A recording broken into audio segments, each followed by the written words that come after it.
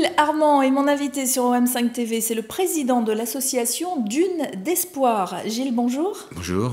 Merci d'être avec nous. Alors, vous, votre association a pour mission de faire découvrir la course à pied à des jeunes handicapés. Oui, absolument. En fait, on est une association de 2 coureurs. Et notre idée, c'est d'immerger ces jeunes dans un milieu atypique pour tout le monde, qui est la course à pied, et la course à pied en compétition. Oui, c'est ça. C'est pas juste la course à pied de 2 km autour du quartier, c'est vraiment des compétitions sportives de haut niveau. Pas forcément de haut niveau, mais en tout cas des vraies courses avec des vrais chronométrages, des dossards, etc. Donc des petites courses souvent en région parisienne, puisqu'on est une association principalement basée au départ sur la banlieue parisienne. Et les courses peuvent être de plus en plus longues, c'est-à-dire qu'on va du 10 km au marathon, et de temps en temps des raids dans le désert. Ou en Guadeloupe, vous avez eu la chance d'aller en Guadeloupe, une petite délégation de 30 personnes avec les jeunes handicapés et les sportifs de l'association, et là c'était 100 km à parcourir. Une centaine. Oui, je pense au moins, puisqu'on avait donc c'était un de nos projets qu'on arrive à faire de temps en temps. On n'en fait pas tous les ans, mais quand on a justement les moyens, donc on part faire des plus grands projets pour parcourir toujours dans les bois de la région parisienne. Et donc c'était une course qui s'appelle la Guadarun, qui a comme particularité de déménager tous les jours d'île en île. Donc on a fait les 5 îles des Érades, les Saintes, Basse-Terre, Grande-Terre, et puis il en manque une, je sais plus laquelle. Et tous les jours, il y a une course. Et là, on était parti donc avec, je ne me rappelle plus, je pense qu'on devait être 8 jeunes, donc 8 jeunes, donc à peu près 32 coureurs. Et le principe, c'est que l'enfant est sur une sorte de fauteuil, une chaise à porteur. On va voir justement quelques exemples. Ça s'appelle des Joëlettes. Des joëlettes. Oui. Et donc, pour faire avancer l'équipage, en fait, il y a en même temps 2 coureurs, mais tout le monde se relaie autour de la joëlette, justement, pour pouvoir arriver jusqu'à la fin de la course. L'effort est quand même important, donc il faut se reposer un petit peu entre chaque relais, d'où le nombre important. Donc, il faut 8 coureurs pour un jeune, quoi. Parce qu'on tire cette joëlette ou on la porte? Non, on ne la porte pas, heureusement. Donc il y a une roue. Oui. Un peu comme le principe d'une brouette. C'est comme une brouette avec quelqu'un devant, quelqu'un derrière, c'est ça, absolument. Et le principe d'avoir une roue, c'est de pouvoir passer partout, justement, et d'aller...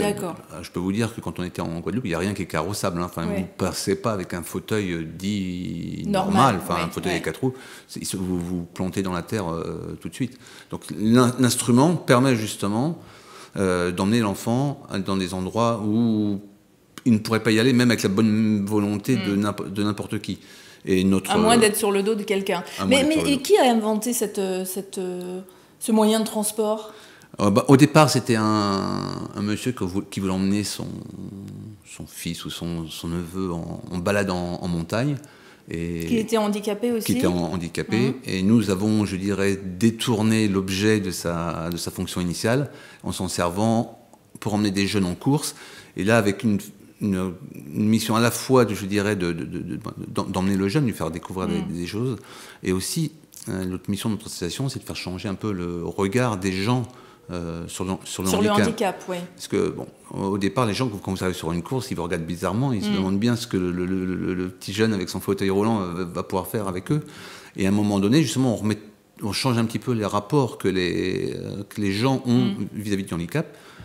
C'est-à-dire qu'au lieu de le regarder bizarrement, d'un seul coup, il commence à y avoir de l'attention et à un moment donné de l'admiration, parce qu'en fait, vous vous retrouvez au moment où vous êtes égal à égal, c'est-à-dire que le sportif d'à côté, grosso modo, est dans le même effort, il comprend très bien ce que nous vivons, et le jeune qui est au milieu fait un peu l'interface entre tout le monde, et ça change radicalement. Enfin, les gens, quand ils voient ça au départ, ils croient qu'on va un petit peu, on dérange un peu au départ. Et puis ils vous prennent pas au sérieux peut-être aussi, en se disant oh, ils sont là juste pour... Oui, un petit peu, mais encore quoi, ça on ne sait pas, mais surtout au départ on dérange, on dérange.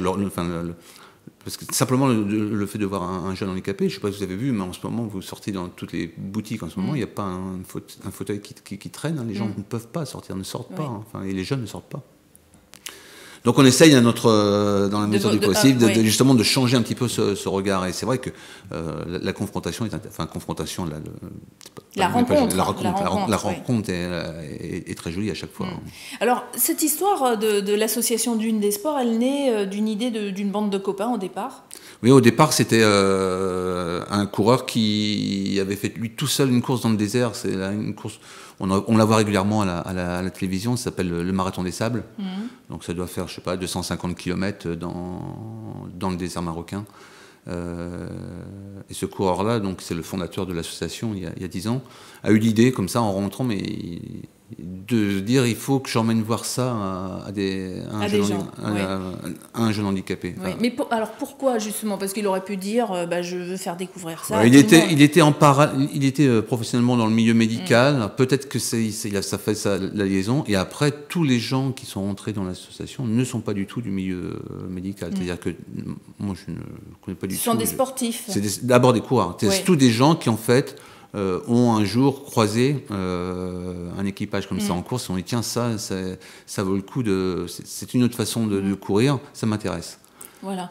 Et alors, quand on devient membre de l'association, on aide justement l'association à réaliser leurs projets, les activités diverses et variées de toute l'année. Dans l'association, en fait, on ne fait que courir. Donc, on court. Donc, tous ceux qui sont dans l'association courent. Bon, et de temps en temps, on cherche aussi un petit peu de... Vous faites des levées de fonds Des levées de fonds, justement, quand on veut faire nos grands projets. Aller courir dans les petites courses ne revient pas grand-chose, sauf le matériel qu'il faut payer, qui est du matériel, comme tout le matériel spécialisé qui coûte cher, qu'on met un petit peu à l'épreuve dans nos courses. Bon, on lui fait faire des choses qui ne sont pas tout à fait prévues pour... Il faut que ce soit un matériel tout-terrain. Si c'est pas de bonne qualité, ça casse tout de suite. Et donc là, vous avez 5 antennes régionales au niveau de l'association. Il y en a une à Paris, bien sûr, dans le Nord, en Alsace, chez les Bretons. Dans le Grand Ouest et dans le Sud. Oui, c'est tous des coureurs qui sont passés à un moment donné, qu'on a rencontrés. En Alsace, je crois que c'est des gens qu'on a rencontrés à une course qu'on a été faire en Alsace, qui sont rattachés à nous après au fur et à mesure. Et tout ça grandit tout doucement et on est très content justement de pouvoir faire courir. Donc ça veut dire à chaque fois plus d'enfants. Plus de courses aussi. Plus de courses. Ça nous permet aussi de monter des jolies choses. On fait des rencontres justement entre toutes nos antennes. Cette année, on a été voir toutes nos antennes. Donc on a été une fois dans le Nord, une fois dans le Sud, une fois en Alsace. Donc les jeunes se sont déjà vus une fois ou deux. Ils changent souvent, mais ils se sont déjà vus. Donc ils permettent de se rencontrer. Les coureurs aussi se rencontrent. Et comment vous choisissez justement les jeunes handicapés qui font partie des courses? Il faut déjà qu'ils en aient exprimé l'envie.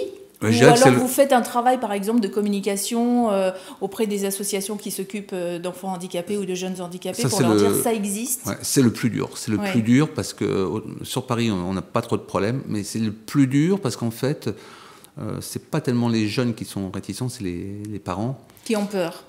Qui ont peur, ou surtout, au départ, se disent c'est pas fait pour nous.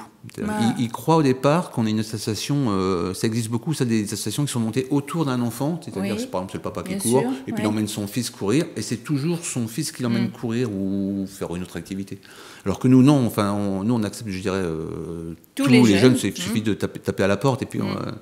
mais ce n'est pas facile, facile parce qu'il faut effectivement quand même que le jeune soit dans un milieu qui le pousse un petit peu en avant pour nous permettre de le rencontrer. Une fois que la rencontre est faite, c'est terminé. C'est sûr, ça marchera. On n'a jamais vu de jeunes qui trouvaient pas un intérêt dans ce qu'on faisait. Bon, après, ils vont pas y passer leur vie non plus, mais il y a toujours une expérience très forte. Par contre, c'est vrai qu'au départ, les gens sont en retrait, ils peuvent être avec leur enfant par hasard là, à ce moment-là, et nous voir sans penser qu'à un moment donné, leur enfant peut aussi participer à cette course.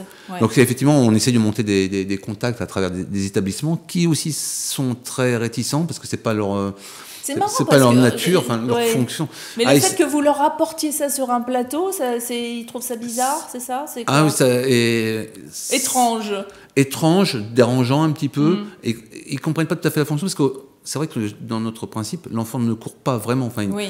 Il accompagne des coureurs. Il l'accompagne, mais je peux vous dire, dans un véritable challenge physique, parce que pour rester dans cette joëlette, quand on est dans des courses, on court pas beaucoup sur route, on court beaucoup en forêt, et là, ça saute dans tous les sens. C'est très physique.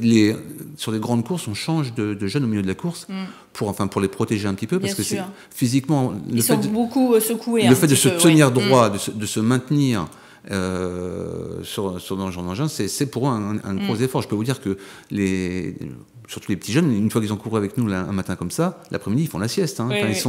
Ils ont vraiment fait la course. Donc il y a besoin, par exemple, moi je suis parent d'un enfant handicapé, c'est à partir de quel âge? Est-ce qu'il y a une limite d'âge? Non, il n'y a pas de limite d'âge. Bon, il faut quand même que le jeune soit en position de compréhension quand même de ce qui va lui arriver. Oui, on lui impose pas ça. C'est ça, donc il faut quand même une certaine compréhension. Donc moi, ça nous fait les plus jeunes doivent avoir autour de 10-12 ans à peu près.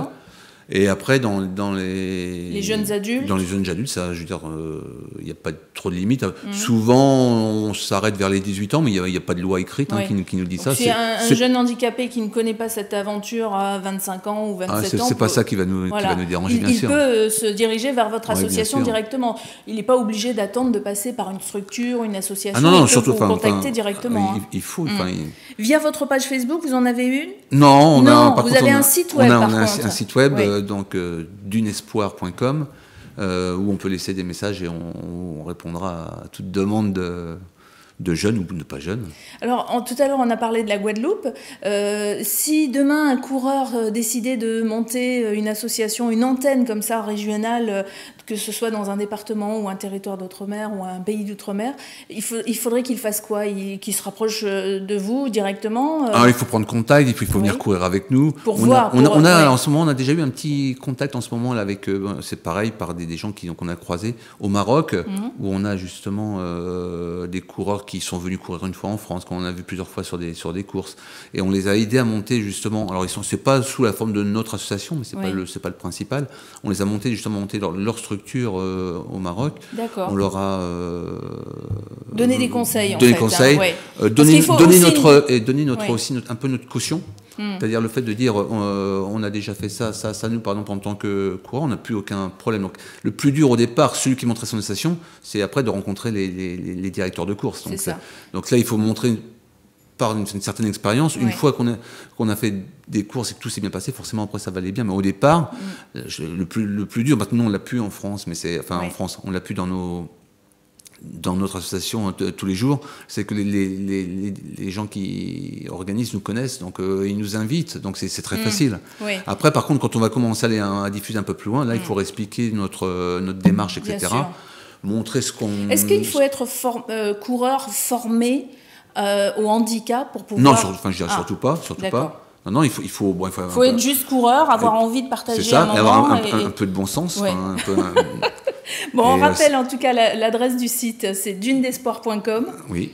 Et on vous donnera bien sûr, nous, ce lien pour retrouver l'association, ses activités. Et si vous avez envie de faire partie parce que vous êtes handicapé ou parce que vous avez un enfant handicapé ou parce que vous avez envie de monter une antenne régionale, eh bien, n'hésitez pas et contactez-les. Merci à vous. Merci.